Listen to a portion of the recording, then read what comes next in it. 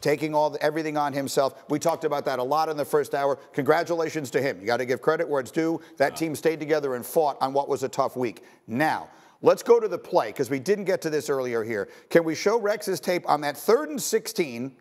3rd and 16, Dallas Goedert makes the huge play up the left side there. Rex, name all the things the Saints get wrong. Well, first off, what the hell are you doing playing man coverage, man-free coverage? All right, 90% of the league in this situation is playing zone. This is the reason. And it starts, if we can run it back again from the very beginning, please. We'll get it. All right. So, to me, it's see, this is a short split. Some people call it a jelly split or whatever in the league. You know he's crossing the football. If you're going to play man, you got to play switch man. They don't do it here. They get naturally picked. The guys run into each other, and that's game. There's no way in hell this happens. No way in hell. Yeah. But you did it. Like, the call is ridiculous. You can't do it in that situation. But I'm going to tell you, that play right there saved the Eagles' season, in my opinion, because it could have easily gone. We saw this team internally combust, last year, and all of a sudden you lose that one. You're 1-2. Oh, but things are all great right now because you get the win. But they had no business winning this Plenty thing. of space on a 3rd and 16 in zone. What are you doing, Our eyes are on the quarterback. Rally and make the tackle. You play deep to short. You rally up and make the tackle. And there's no possibility of traffic problems. No. None at all. Yeah, None I mean, at all. to me, So that was a huge reckless. mistake. Huge mistake. Yes. That said, the Eagles' defense, we set this game up yesterday on Sunday NFL Countdown as the worst matchup the Eagles could have. Yeah. Their defense was getting no pressure on the quarterback at all. Derek Carr had been the least pressured quarterback in the league through 2 weeks. So that Eagles defense was what was tested yesterday, and they came up huge. You've got tape. That Eagles defense played a great game yesterday. You say everyone talk about when they're going up against the West Coast, Shanahan, McVay, setting the edge in the running game. They just got to set the edge. How do you set the edge, and why do you set the edge? Setting the edge is preventing the extension of the C gap, okay? So let's see it. So Hufford's here this is the first play of the game, all right? Boom, hands in the chest. The C gap is stopped from extending right there. Linebackers over the top. There's Nakobe Dean, and you make the tackle.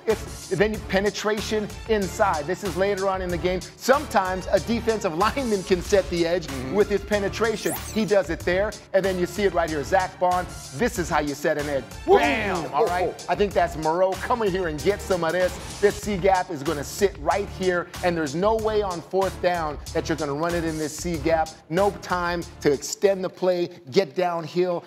It's easy, right? It's easy to say set the edge, but you can tell Fangio and Sirianni just banged it into their head all week, and you could see it on the very first play of the game. Yeah, and you mentioned Vic Fangio. Yep. Vic Fangio is one of the best coordinators in the National Football League. And you know why? Because he can make adjustments. It's not just, here's our defense, and by God, that's all we're going to play, and we can't stop a nosebleed. No, they were getting no pressure. They were getting nothing. You know what they did? They sent guys off the edges. And now Derek Carr is awful against pressure. We know that. His stats say it. Analytics tells me. Himbo tells me all the time. He's been kicking everybody's butt because he was the least pressured quarterback in the National Football League. Fangio's like, no, I'm not just going to sit back and play just basic 4-man flush zone football. I'm not doing it. How about that Eagles win yesterday, D. Wood? Huge. Because we know, and Rex, you know this, Philadelphia. Think about that town. Yeah. If the Eagles go out here and lose this game, the temperature is going to get turned up. But it's the way in which they won that game. Because really, as much as we talk about, you can talk about Jalen Hurts turnovers and all, but it's the Philadelphia Eagles defense that came to play. You can use this game to catapult you on to the rest of the season. Absolutely. That game at Tampa is an interesting one coming up next weekend. Let's do Sunday superlatives, some of the best and worst moments of the weekend. And D. Wood, I'll start with you. What was the most impressive thing you saw yesterday? How about Malik Neighbors? Like, this dude right here is going to be a problem, okay? You talk about a guy, he was targeted 12 times, had a couple touchdowns in this game. They don't have that many weapons, but this guy right here, is going to be a superstar in the National Football League. He may already be. He is an early candidate for Offensive Rookie of the Year. Tedy, what was the worst moment you saw? Let's go with Anthony Richardson, because a lot of people are saying, what are we thinking here? He's throwing into a team meeting, all right? If it's thrown even further, the corner's going to intercept that, and that right there is a team meeting, I'm telling you right now. I don't think this was tipped. This is just a ball that came out of his hands. There's an interception. It's like you're in the red area inside the 5. Better off maybe running that. This is bad ball right here, fellas. Bad ball. We appreciate the gift, though. Rex, what was your favorite moment of the day? Oh, my goodness. Right here, the old hook and ladder comes out with a new design, the little new wrinkle. Throws it to the bottom, safe round, flips it to Gibbs. Like, this is crazy. Look at this play. Look, he's in cover 2. He gets it back. Hard corner. Nobody's going to run this. The hell they're not. It was a great play design. And Ben Johnson, I've never seen a hook and ladder this way, done this way. Ben Johnson created this play, got the coverage that they want. And, I mean, every week this guy amazes me. I love this coordinator. And you know what? Detroit Lions, get back. 14-point leads. Oh. They're so banged up. Seattle's 3-0. But I don't want to hear it. I don't want to hear it. The Rams were banged up too. Yep. Oh, you blew two double-digit leads. Yes. Basically, that was a home game for the 49ers. Yep. And you lost. There's something going on there. I don't want to hear injuries. Everybody's dealing with injuries. Half the Rams roster is on IR basically, Yeah. and they found a way to come back and win that game. Let's talk about elite coaching. We did that earlier in the show. How about here? Yeah, all right, right. with McVay, because you got, I mean, first it's Stafford. Stafford, the guy has just got guts all over the place. Tutu Atwell comes up big. Kyron Williams. Xavier Smith on the punt return. How about that? That's when you know you got a team, fellas. Defense making stops, a quarterback. You got punt returners making big plays to help you with complimentary football. Well coached all the way around. My concern would be sometimes when you have these young coordinators on defense, we'll just give the defense to somebody else that, used to do the same. He's coaching out of a book, man. When you lack experience as a play caller, it makes a difference. And to me, this Niner defense doesn't look anywhere close to what it's been in the past. And especially against, there's no receivers. Name a dang, Tutu Atwell. Okay, who's the next guy? Crazy Legs Hirsch. They have nobody out there. So to me, it's like I was shocked that I got that one. The Niners didn't close it out.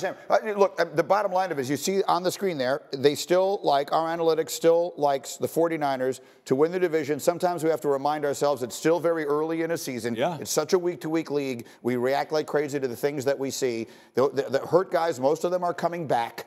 So are the 49ers still the team to beat in that division, in your opinion, Tedy? Yes. Now, Okay. they're looking more like a team that have great players that can't put together great performances, all right? Because what you had yesterday was a true divisional game. And when you're playing a team within your division, they don't care what the score is. They know you so well, they'll just grind all the way out until the end. Matthew Stafford, by the way, is so ridiculously good. It's hard to believe. But let's run the hurry up on some other games, and let's stay in that division. The Seahawks, Rex, we just mentioned, they're 3-0. Are you buying? Absolutely 100% I'm buying him. And why? This man right here. Geno Smith has been on fire. And you know what? He's got weapons all over the place. DK Metcalf. When Tyler Lockett's your third receiver, that's pretty damn good. Noah Fant tight end. You play with a backup running back. What's going to happen when the starter comes back? Like, I'm telling you, this team 100% for real. And the changes they made on defense, Tedy, they actually are playing a scheme that's not outdated for 100 years. Their new head coach, of course, was the D coordinator in Baltimore. Let's talk about Caleb Williams, Tedy. Big numbers. Bears get a loss. Some great flashes there. What did we see? About what you expect to see from Caleb here. And you've got great support around you, but I mean, this guy is still doing things that he got away with in college, right? The 2 interceptions. This is a throw you don't make. I mean, you make that in college, and your receiver can go up and outclass 2 DBs. Defenders are too good. Caleb, it's coming. I see it. I mean, there are flashes of brilliance with this kid, but then there's like, no, you can't get away with that anymore, and that's what he's learning. He's still a rookie. Yeah. I know listen, we all offseason, leading up in the season, we all talked about, the weapons he was surrounded by, the defense, how they played the end of last year, and then obviously the brilliance of Caleb Williams. He's still a rookie. He still has to go through a transition. We're seeing that from him right now. He would. 100% correct on that, because this guy is a generational talent.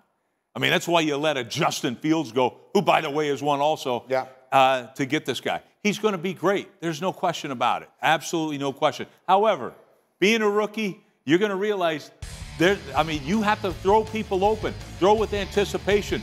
That guy's not open. And so, don't force the damn issue. And he's throwing too many picks right now, but the kid has got so much ability. I can't wait to see him in a few years. It's going to be interesting to see if this season doesn't go well for this team, what they decide to do about the coach. Again, they left the coaching situation exactly where they'd left it the previous 2 young quarterbacks. They wound up making changes after their rookie years. We'll see if that's what happens. Obviously, we're a long way away. If I'm not mistaken, Caleb Williams had the 11th biggest passing day in Bears history yesterday. Yeah. To give you an indication of just ain't how all bad their history has been. They were the Decatur Staleys in the 1920s, and that was the that Luckman kid was some Sid Luckman. Yeah, I mean, that's basically the last great quarterback that they had. Okay, let's go to one more here. Andy Dalton threw for 3 touchdowns, D. Wood. The Panthers look really good.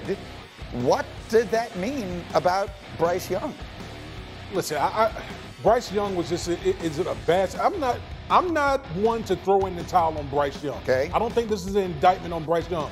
Sometimes, Greeny, well, I call this situation when you give a kid some sugar and they get a sugar high. Right. You make a change at quarterback. You make a change at head coach. All of a sudden, it gives your team juice, and you go out there and they punch the Las Vegas Raiders in the mouth. Andy Dalton looked great. He looked great yesterday. The question is going to be, is this sustainable? Can they do it over and over again? But for one day, for one game, it looked really good.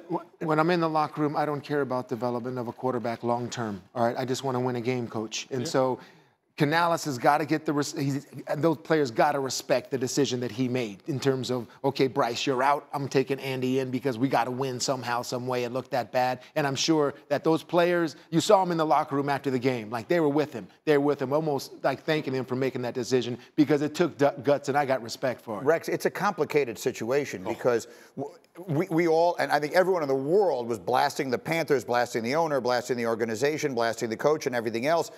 And then all of a sudden, you do take the quarterback out, you put in Andy Dalton, who's a veteran and a journeyman at this point in his career, and they look that much better. It is a complicated thing to figure out. Yeah, I mean, you make a change at head coach because he's brought there to develop the young quarterback. Right. Well, and so that's an F. So I don't care that you won a game against a team that was set to have a letdown. Okay, let's see it moving forward. But to me, you failed on the number one reason you brought in this coach, and that's to develop the young quarterback. Well,